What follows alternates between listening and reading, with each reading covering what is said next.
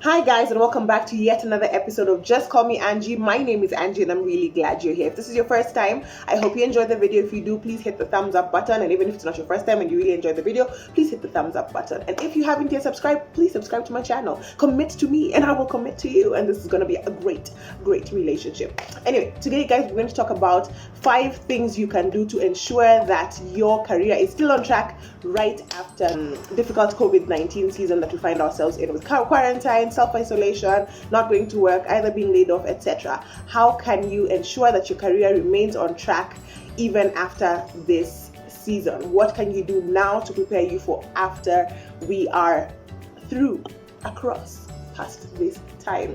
Stay tuned.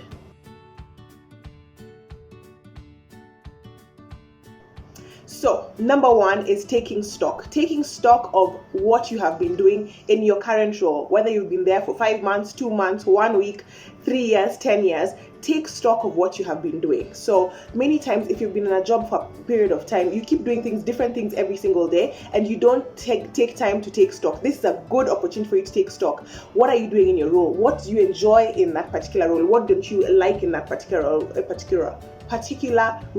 What can you do? And if you had the opportunity to improve your role and to improve what you offer to the organization and what the organization gives you in return, whether it's in pay, whether it's an opportunity, what would you do differently? And document that. Don't just think it, document it. This is what I'm doing. This is the part of my job that I'm really enjoying, and this is what I would do to improve it.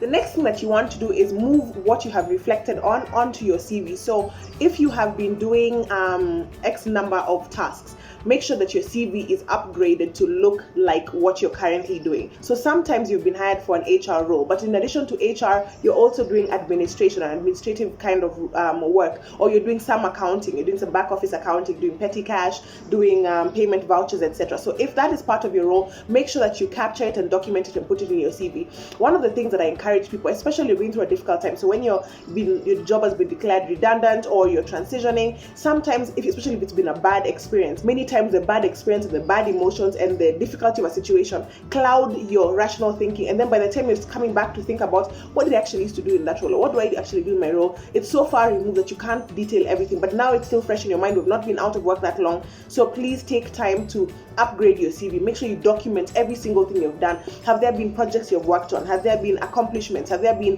breakthroughs, commendations you've gotten, awards you've gotten, things that you have contributed, improvements you have made in the workplace?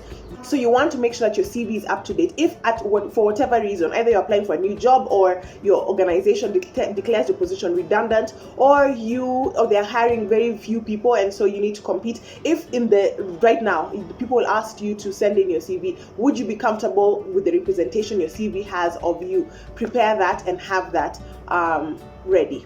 A third thing that I would encourage you to do is to start looking out. One of the things I tell people often, I think I've said it on this channel before, is it's important to look out in the job market and look at roles similar to what you're doing and see what people are needing to hire people in your position. For example, are they needing somebody with a particular skill set, somebody who is familiar with graphic design, and maybe you've been thinking, I need to get some graphic design under my belt, or I need to learn QuickBooks, or I need to be proficient in this particular software. If that is the case, if you look around and you realize there's a gap in terms of what skills are being looked for and what you have, now would be a good time to invest in online courses, guys. There's so many online platforms. I'll link some of them below, actually in the description box below, for you to go and check them out. Some of them are paid for and some of them are free, but this is a really good time for you to look at where you want to get to, whether it's in the same role that you're in, or if you're thinking about in the next 6 months, in the next 2 years, I want to be here. What are the skills that I need to get there? How can I use this time now to be able to get those skills? And you don't have to sign up for an online degree. I mean, that's not what we're talking about. It could be a course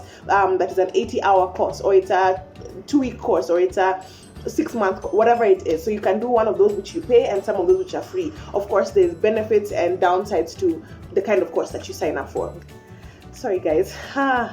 Yes, so one of the things this season is really showing us is that, one, we cannot afford to get fixated on places, situations, things like because things can change so easily. Our lives are short, and we can't afford to give ourselves our time, our energies to things that are not going to give us life, things which are not going to build us, things which are not going to add value to where we want to go. So one of the things I'm encouraging people is please reach out and get career coaching. If you can, reach out to somebody who is a career coach or a career planner. Plug, I am one, but that's not my point here. But get somebody to work with you. It could be a mentor, it could be a boss, a supervisor.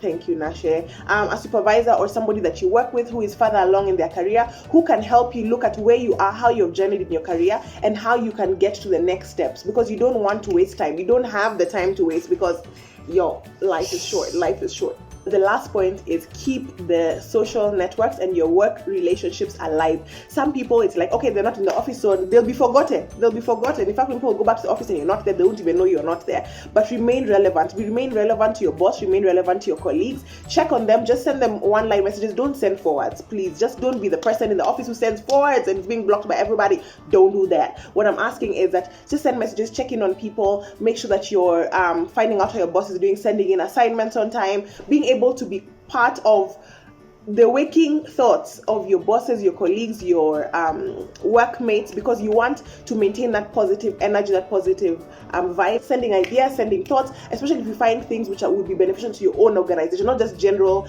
articles or general things, just things like, oh, I think we could implement this when we get back. Oh, I think we could be able to incorporate this into our organization because of XYZ. Be part of the solution. Seem like you're having conversations around how your organization can thrive even going forward, and you can be part of that solution.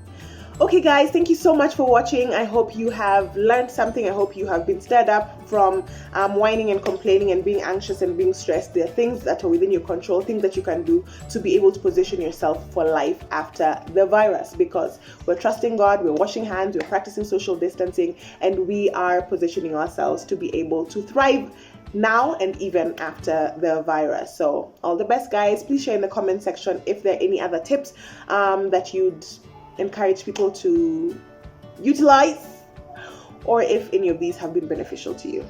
Bye.